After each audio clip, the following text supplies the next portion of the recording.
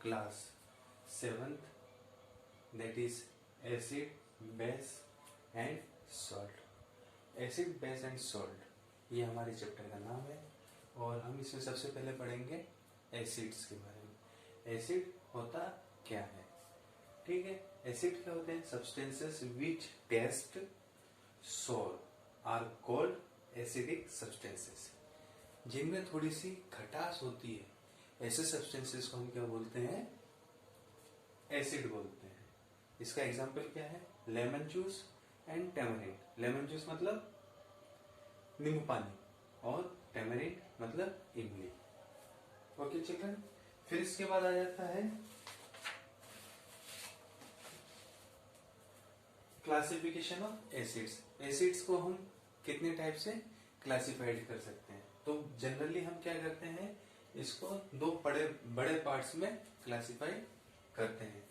सबसे पहले आता है मिनरल्स एंड ऑर्गेनिक एसिड्स, फिर उसके बाद concentrated and dilute acid. Mineral acids क्या होते हैं? जो नेचुरली हमें नहीं मिलते, मतलब जो हमें बनाने पड़ते हैं। और ऑर्गेनिक एसिड्स क्या होते हैं? ये नेचुरली नेचर में मिल जाते हैं, ठीक है। इसका एग्जांपल क्या होगा बच्चों? जो मिनरल्स एसिड है do not generally occur in nature, ये नेचर में हमें इजीली नहीं मिलते हैं। इसका एग्जांपल है HCl, H2SO4 और HNO3। फिर उसके बाद जो एसिड्स, ऑर्गेनिक एसिड्स, ये क्या है? हमें नेचुरली मिल जाते हैं। किसके थ्रू मिलते हैं? ये हमें एनिमल्स और प्लांट्स के थ्रू मिलते हैं। ओके चिल्ड्रन, फिर उसके बाद आ जाता है concentrated and dilute acids. Concentrated and dilute acids क्या होते हैं?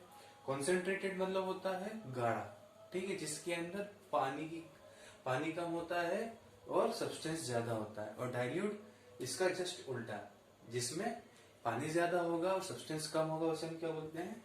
डाइल्यूट, ठीक। All acid solutions are acidic solution of acidic gases, मतलब हाइड्रोजन जो उसमें से निकाल सकती है, ठीक है। All acids are solution of acidic gases, hydrogen ions in water. On the basis of their strength in water, a solution containing maximum amount of acidic gas in water is called concentrated acid.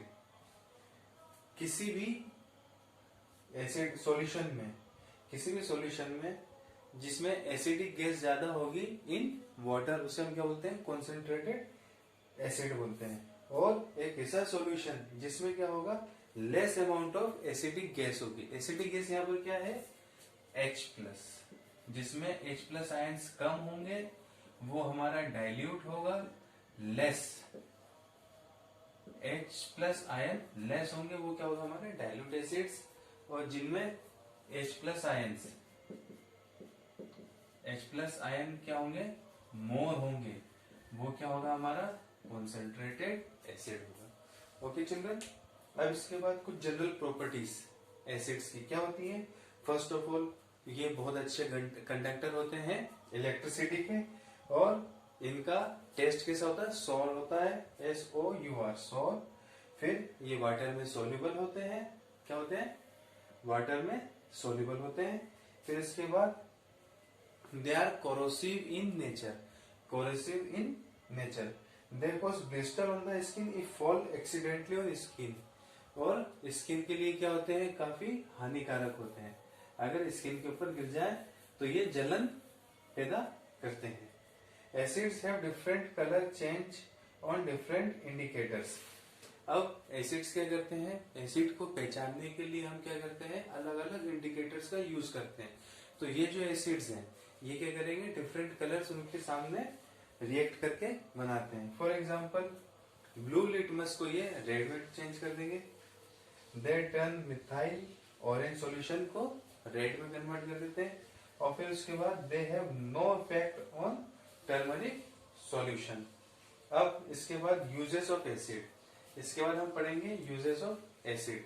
अब acid कितने type के हमारे पास generally? 4 type के acid का हम इस्तेमाल करते हैं। सबसे पहले सल्फ्यूरिक एसिड, फिर हाइड्रोक्लोरिक एसिड, फिर नाइट्रिक एसिड और लास्ट में एसिटिक एसिड। तो हम एक एक करके इनके यूजेस पढ़ेंगे। सबसे पहले हम पढ़ेंगे H2SO4 मतलब सल्फ्यूरिक एसिड के यूजेस पढ़ेंगे। तो सल्फ्यूरिक एसिड का यूज कहाँ पर होता है? फर्टिलाइजर्स बनाने के काम में आता है, ठीक। और फिर उसको डिटर्जेंट, पेंट और एक्सप्लोसिव बनाने के काम में आता है।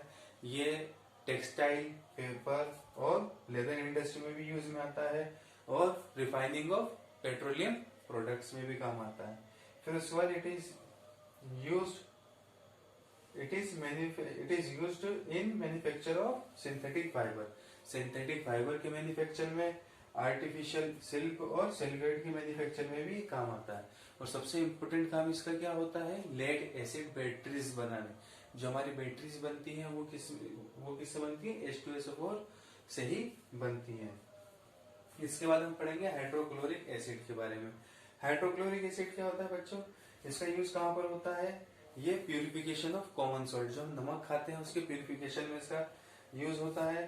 फिर उसके बाद hydrochloric acid is one of the important laboratory component. मतलब हाइड्रोक्लोरिक एसिड HCl, ये हमारी जो लेबोरेटरीज है स्कूल्स के अंदर उनमें बहुत ही इम्पोर्टेंट चीज है, ठीक। फिर उसके बाद dilute hydrochloric acid is used in various industries for removing deposit from inside boilers. This process is known as descaling.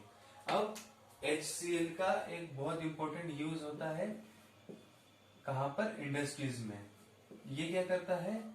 ये जो हमारी इंडस्ट्रीज है उसके अंदर जो भी डिपॉजिट्स होते हैं, मतलब जो बड़े बड़े बॉयलर्स हैं, जो पानी के बॉयलर्स हैं, उनके अंदर जो खार जम जाती है, जो गंदगी जम जाती है, वो किसकी मदद से हटाई जाती है? HCl की मदद से हटाई जाती है, हाइड्रोक्लोरिक एसिड की मदद से हटाई जाती है।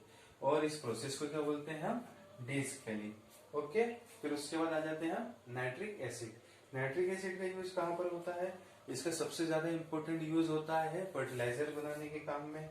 और फिर उसके बाद फॉर्मेशन ऑफ एक्वा रेगिया, और it is also used in manufacture of explosive like TNT, try nitrotoluene. Try nitrotoluene बनाने में भी इसका यूज होता है। ओके। फिर उसके बाद पिक्रिक एसिड और गन कॉटन और डायनामाइट बनाने में भी इसका यूज होता है। इसके बाद बच्चों हम पढ़ेंगे हमारा चौथा एसिड जो है एसिटिक एसिड, CH3COOH, ठीक। It is used as cleansing agent. Acetic acid का कहाँ पे यूज होता है? क्लीनिंग के लिए यूज होता है, ठीक है। जैसे कि विंडोज, फ्लोर, यूटेंसिल्स, ठीक है, और कारपेट्स वगैरह को साफ करने के काम में आता है। Acetic acid is used to preserve jam, pickles etcetera. और इसका सबसे इम्पोर्टेंट काम एक और क्या है? हमारे जो जैम्स हैं, जो पिकल्स मतलब हमारा जो अचार है, जो हमारे जैम्स है, उनको ये लॉन्ग टाइम तक प्रिजर्व कर सकता है। तो ये हमने पढ़ा था एसिड्स के बारे में। इसके बाद हम पढ़ेंगे बेसेस के बारे में। Okay children.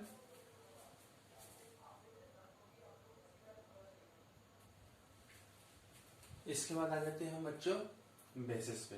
बेसेस क्या होते हैं? Base the substance which are bitter in taste and slippery in touch are called bases.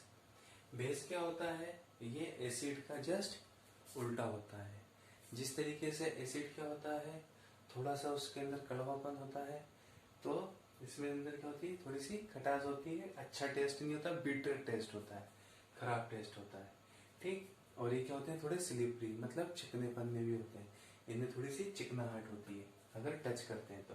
इसका एग्जाम्पल क्या है? NaOH मतलब सोडियम हाइड्रोक्साइड और KOH मतलब पोटेशियम हाइड्रोक्साइड, ठीक है।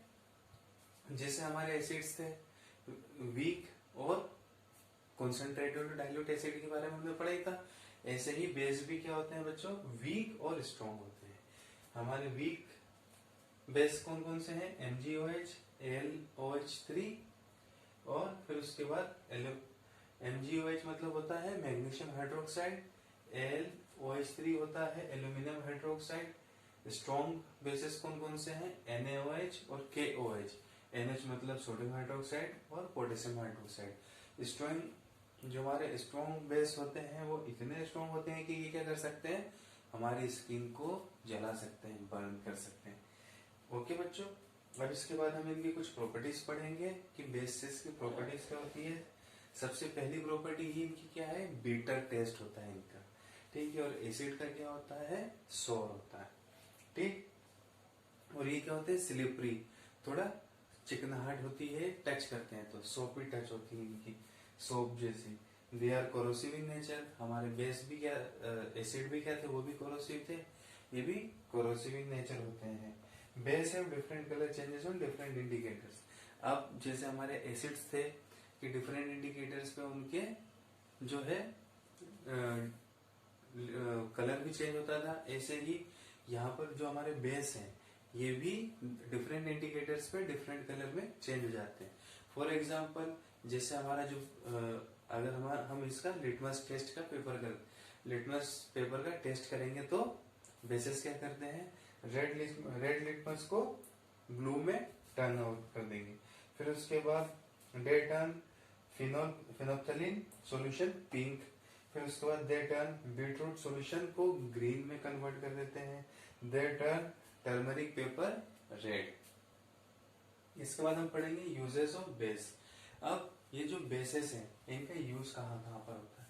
सबसे पहले हम पढ़ेंगे सोडियम हाइड्रो ऑक्साइड के बारे में, जो कि NaOH है, ठीक है। इसको क्या बोलते हैं? Caustic soda. और इसका यूज कहाँ पर होता है? इसका यूज सबसे पहले होता है, अब देखो ये चिकना है, इसमें थोड़ी सी चिकनाहट है, थोड़ा स्लिपरी है, तो इसका यूज कहाँ पर होता है? साबुन बनाने में, ठीक है। It is used in soap detergent industry, it is used in paper and pulp industry, और it is used in manufacturing of rayon and other synthetic fibres. फिर उसके बाद हम पढ़ेंगे कैल्शियम हाइड्रोक्साइड CaOH या फिर स्लेक्ट लाइम के बारे में। इसका यूज कहाँ पर होता है? ये किसी भी सॉइल की एसिडिटी को न्यूट्रलाइज करने में बहुत हेल्पफुल होता है। It is a component of the Bordeaux nature use for protecting agricultural crops from paste. जो हमारी खेती है, खेती में भी इसका यूज होता है। It is use N ingredient in white wash. जब हम सफाई करते हैं, जब हम घरों में चूना करते हैं तो उसको क्या बोलते हैं इंग्लिश में? व्हाइट वॉश करना, मतलब पूरा सफेद पुतवाना। तो उसमें भी इसका यूज होता है स्लैग्ड लाइम का। फिर उसके बाद it is use in manufacture of bleaching powder, bleaching powder बनाने के या काम में आता है।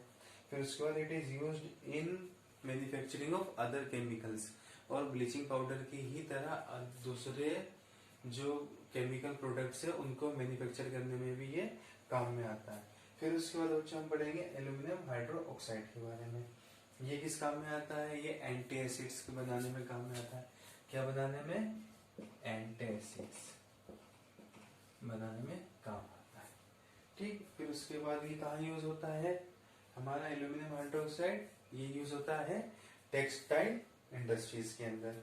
फिर लास्ट में आ जाता है अमोनियम हाइड्रोक्साइड NH4OH। ये कहाँ पर यूज होता है? इसका सबसे ज्यादा इस्तेमाल होता है जहाँ, कहाँ पर? फर्टिलाइजर्स बनाने में। बच्चों जहां पर भी N लग जाता है ना, N मतलब नाइट्रोजन, तो इसका यूज कहाँ पर होगा? हमेशा फर्टिलाइजर्स में, फर्टिलाइजर बनाने में इसका यूज होता है। इस चीज को हमेशा याद रखना, जहां पे भी N लग गया वो किस में काम आता है? नाइट्रोजन फर्टिलाइजर्स बनाने में काम में आता है, ठीक। और फिर उसके बाद it is used to remove ink spots from cloth, और इसका यूज कहाँ पर होता है? अमोनियम हाइड्रोक्साइड का हमारे जो कपड़ों पे दाग लग जाते हैं ना स्याही के, जो इजीली नहीं जाते हैं धोने से, वो इससे साफ करेंगे तो चले जाएंगे। और it is used to remove grease from window panes, और ये जो ग्रीस लग जाता है उसको भी हटाने में मदद करता है। ओके चिल्ड्रन, ये था हमारा बेस के बारे में। इसके बाद हम पढ़ेंगे आगे इंडिकेटर्स के बारे में, कि कि कौन कौन से इंडिकेटर्स होते हैं, क्या होते हैं, कैसे कलर एसिड और बेस कैसे कलर चेंज होता है, ये हम इसके नेक्स्ट पार्ट में पढ़ेंगे। ओके, चलिए, थैंक यू सो मच।